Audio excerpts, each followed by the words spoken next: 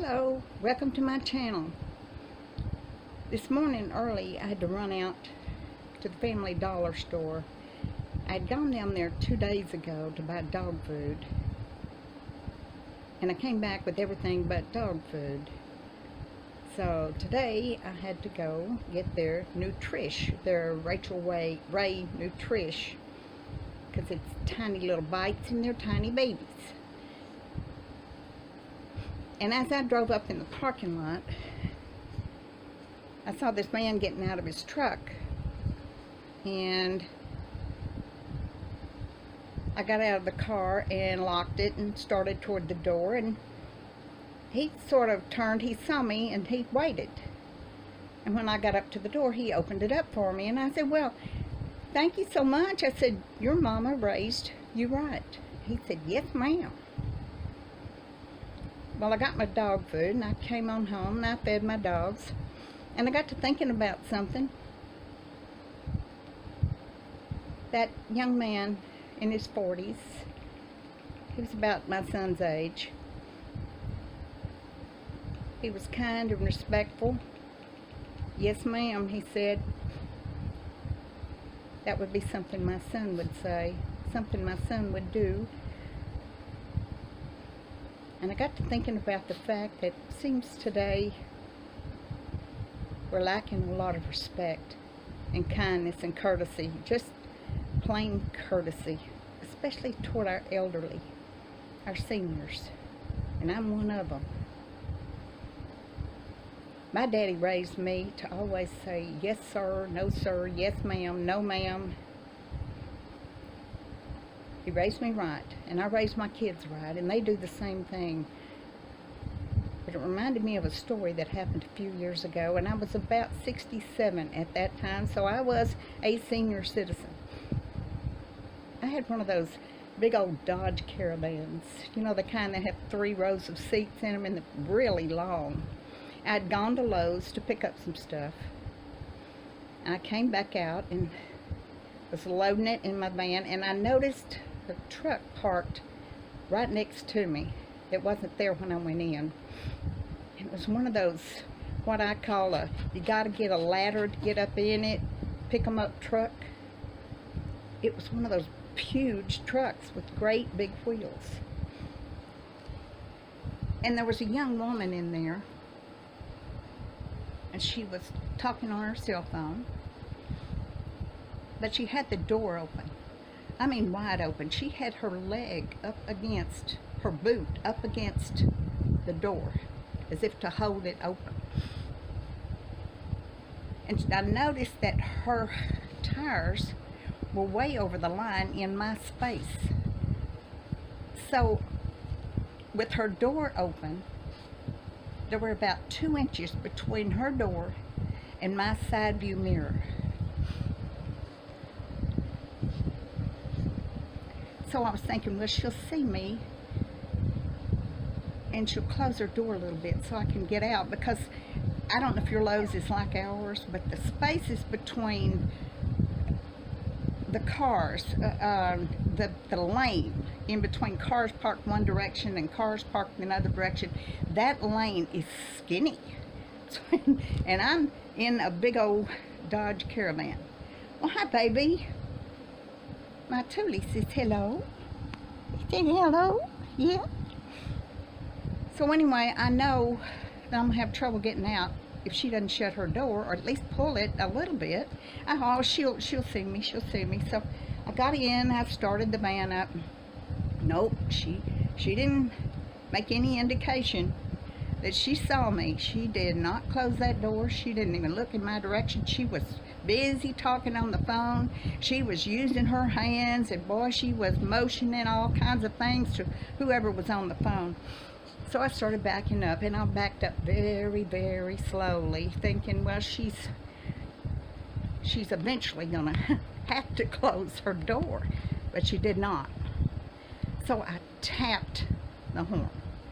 And I'm serious, I tapped it. I didn't boom, just, you know, really sit down on that horn. I didn't. I just tapped it.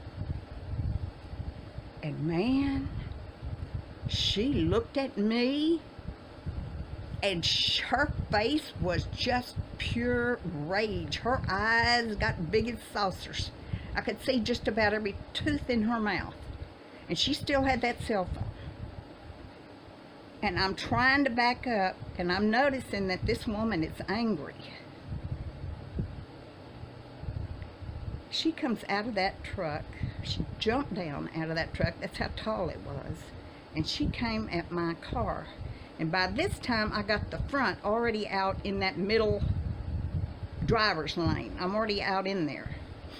And she came toward me. She was screaming and yelling and calling me names and using words I'd never heard of in my life. I was 68 years old then.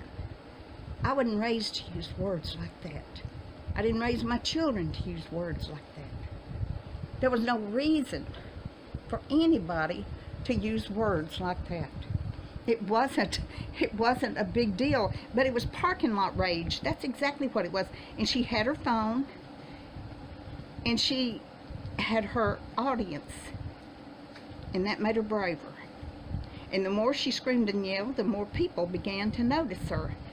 And there were people walking back and forth, putting their things in their cars. And she was screaming and stomping and came at me, and it scared me to death. I kept backing up, trying to back up best I could. I was afraid. I truly was afraid. I thought this woman was going to come around and jerk my door open. And this kind of van was one that it didn't lock until you started driving.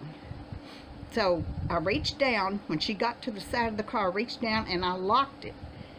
She got mad and was taking her fist and hitting on my window and screaming and yelling and cussing at me and calling me horrible names. Oh my gosh, my heart, it was just pounding. People were looking at her. Well, finally I got to where I could back up, and I came on back and I hit something behind me. She was screaming. She was stomping. I was afraid she was going to take that big cowgirl boot of hers and kick my door in or grab me out or hit me. And I put that thing in drive and I took off. I went about 2 blocks and I pulled over. And I called my husband and I said, I've been involved in a hit and run. And first, are you okay? What kind of damage? That kind of thing. We got past that all. And I said, no, you don't understand. He said, did you get the license number of the car that hit you and ran? And I said, not exactly. I said, because I'm the one that hit and ran. And I said, I'm on my way to the police station. I have to turn myself in. I have to own this. I did this. I've hit a car. I have to go turn myself in. He said, wait till I get there. We'll go see about it. I'll go with you. I waited on him. We went back to Lowe's. And the truck was still there. The guy hit. He was still there. But she was gone, thank God. And we're out and we're looking at the truck, and about that time a man walks up and he said, what's going on? And I told him. I said, I hit your truck. And I was looking for the damage on it. And he started laughing. He said, come here, let me show you something. On the front of that truck, which is the only place I could have hit it, was about 1.5 foot deep, solid steel bumper welded on the front of that truck all the way across the front. He said, you might have hit me, but you didn't do any damage. I said, your van's damaged.